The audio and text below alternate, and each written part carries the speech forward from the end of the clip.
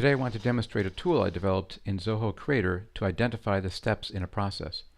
It is called What's Next analysis because you keep asking what's next until you've identified all the steps in the process. Here you can see the steps for a customer order. Step 1, the customer places an order. Step 2, we prepare the order. Step 3, we ship the completed order. Obviously most processes will have be more complicated than this. All right. Now we'll see that we've got these marked as an efficiency rating. It can be efficient, inefficient. This is also inefficient. So we know that we need to make some improvements to the process. And let's first look at the first step. So I'm going to edit the customer places an order. And here you can see the process name. It's under the heading of customer order. The short description is the customer places an order. This is step 1 or sequence 1, and we've marked this as efficient. It could also be inefficient or a bottleneck. If we needed more categories, we click this plus sign and add more categories to this list. If we had supporting documentation, we could upload a Word document or a spreadsheet or whatever is needed to give more detail here. Now we have a long description. In this case, the customer places an order with a salesperson.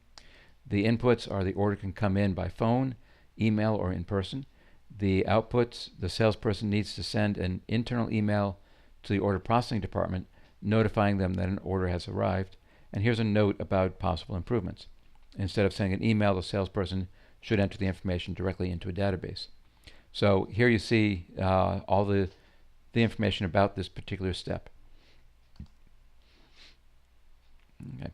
Now you can see that in step 2 we've marked that as inefficient, and we have a note that it is time consuming to get the pricing for each order, for each item in an order. So maybe we should separate that as a separate step. So what I'm going to do is I'm going to click on the add. I'm going to choose customer order because it's all part of that particular process. We're going to get the pricing. And this automatically put in the number of the next highest step, but we want to squeeze this one in between step 2 and 3. So I'll mark that as a 2.5. I'm going to mark this as inefficient because it's kind of brand new. We're going to want to go through it to make sure it is as efficient as it can be. And I'm going to put in a long description. And it's basically we're separating pricing from preparing the order to reduce the bottleneck. All right. So I'll click on submit, and obviously I could put in more details. And you can see that now this step of get pricing is its own individual step, which makes it easier to identify our entire process. Okay. Now obviously just making a change on the screen doesn't change the actual process. We have to possibly write new employee job descriptions. Maybe we have to change a physical layout of the order processing department. You know, obviously there's more to do than just changing the details on the screen. But this does give you a much better view of every step in the process and where the problems can be.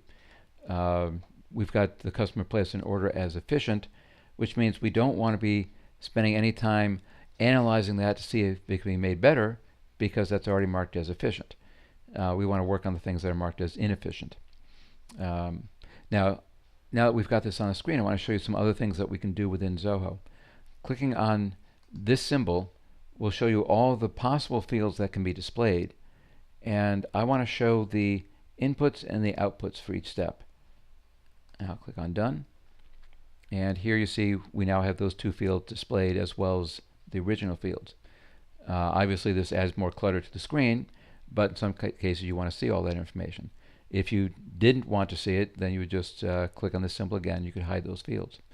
Now you'll see up here we've got there's an asterisk that indicates we've made a change to the way the screen started, and we can then either save those changes and make those changes permanent so the inputs and outputs would always be displayed, or we could reset the changes to come back to the original defaults. So this is just a simple example of how Zoho can be used to help manage a small business. I hope you find this demonstration useful. Thank you.